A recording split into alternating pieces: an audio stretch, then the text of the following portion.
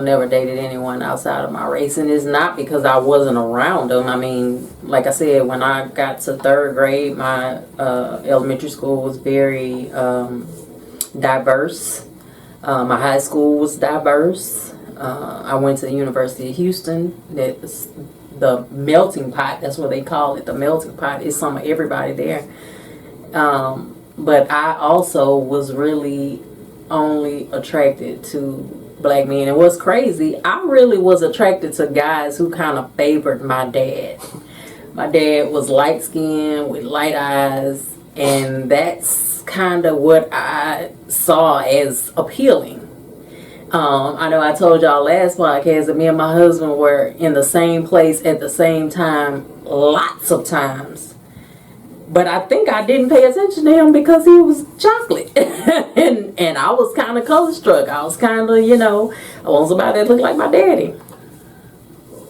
That's crazy. But as far as the kids, I kind of expected. Because they are a lot more, it's a lot more diversity in their schools than it was when I was growing up. Even though my schools were diverse, it was a lot of black people still. Like my son, it's not that many black people at his school, so I kind of expected him to take a liking to you're just a pretty woman. I mean, a pretty girl. It didn't matter what race. Then our older boys, the oldest one, I don't think, well, I did see him with one black girl, but I've seen him with a white girl. I've seen him with a Hispanic girl. I don't think they see a difference with it, and I don't think I would have an issue either way. My dad was from Louisiana, so he experienced racism on a different level. My grandmother, my dad's mom, had a second grade education. That just goes to show how that generation was. Like, they weren't slaves, but they were not far from slavery. So they weren't, I mean, if she was still alive to know that her granddaughter is, where she is now, I think she would be amazed because of the fact that she had that second grade education. She couldn't read. But my dad had, like, you know how you hear like Charlemagne the God or even Dave Chappelle, where they call white people cracker. That's what my dad used to call them. Crackers. Them crackers. And he used to warn me, like, they're going to try to do this, they're going to try to do that. So I personally would have never felt comfortable coming home saying, Daddy, look who I got. It's Chad. And my daddy I don't think he would have went for that. But I don't have an issue with it for my kids. And see, that was a different time era, and we were able to see things that either the grown-ups when we were kids did or our parents did, and either you learn from it, you take something from it, or you're going to say, okay, that's something I'm not going to do around my kids. And I don't want to point out,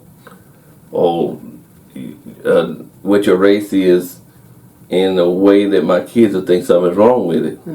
I've looked at, like you said, a lot of these classes and like even at the mall and stuff like that, there's a pretty big mixture now, as opposed to when we came up. But, I don't think there's anything wrong with it. I've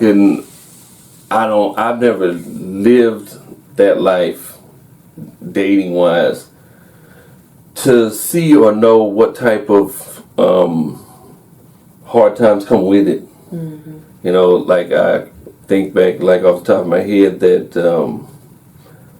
terrorist movie, whatever it was called, it was with Samuel Jackson, and the family moved in next to him. It was a black girl and a white guy, and he just gave them the blues. He just couldn't deal with it because he had something bottled up in him from the past. So I could imagine that there are probably, people look at you, people that maybe aren't very intelligent or are very one-track minded, see you holding hands with another race and, talk down on it with kids listening. Mm-hmm. And then before you know it, you've raised that kid to think this is wrong. Well, there's nothing wrong with that, other than the fact that you have a hang up with it. I think our generation as kids, we were at the pinnacle of it's not cool to have interracial dating. Like when I was coming up, it was like if you saw a black basketball player or football player with a white woman, it was like, oh, he is just betraying the black race and all this. I guess I never really saw it like that because I guess you call it the one drop rule, because when the kids come out, they black. I don't care if you are interracial. When you look at them, first thing you think is they black. If they're not full black, they got some black in them somewhere.